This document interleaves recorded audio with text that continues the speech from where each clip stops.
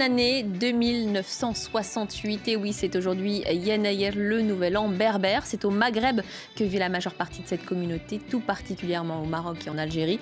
Alger, justement, qui a pour la première fois décrété Yenayer jour férié. Il faut dire que près d'un quart de la population algérienne est berbérophone.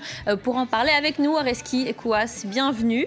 Vous êtes l'auteur du livre Chansons Kabyles et identité berbère et également Révolte et espoir dans la chanson kabyle. Vous êtes membre de l'association culturelle berbère.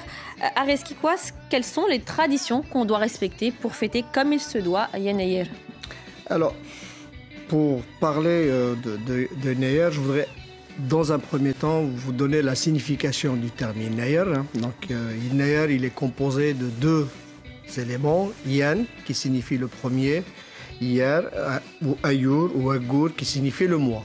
Donc, si on fait la définition, c'est le premier du mois, donc de l'année. Certains ethnologues pensent, comme Jean Servier ou Germain Tillon, que c'est c'est tiré du mot latin Januarus, qui donne janvier, qui donne... voilà, donc ça encore une... mais si vous voulez, d'un point de vue du rite, de la façon de fêter, donc il est fêté le 12 de chaque mois de janvier. Ça a commencé, l'officialisation du calendrier, elle remonte aux années 80. Elle a été l'œuvre d'un berbériste, d'un militant berbère qui s'appelle Amar Negadi, un militant berbériste, qui, dans ses recherches, dans ses travaux, fait remonter le calendrier berbère à 950 avant Jésus-Christ. Alors, quelles sont les traditions, justement, de ce jour qu'on doit respecter? Alors, il y a la tradition principale, il y a un repas qui s'appelle le repas de Yenayer, Imtsin Yenayer, donc qui a pour principale caractéristique de terminer une année et de passer à une autre, mais on la passe sous le signe de l'abondance.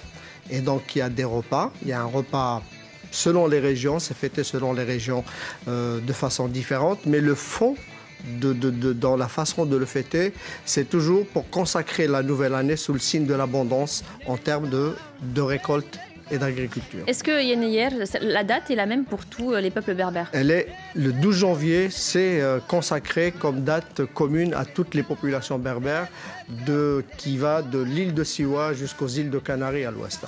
Alors je disais, c'est un jour férié désormais en Algérie. Est-ce que pour la communauté berbère, c'est une victoire?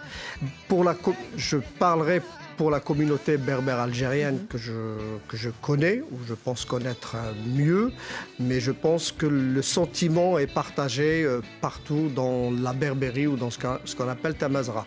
Aujourd'hui, le gouvernement algérien a décidé, et c'est une bonne chose, c'est quelque chose que l'on doit prendre de façon très sérieuse et positive pour nous. La reconnaissance de ce fait, c'est aussi un pas vers la reconnaissance qui a été fait aussi dans l'officialisation de la langue. En 2002, ça a été la reconnaissance de la langue en tant que langue nationale.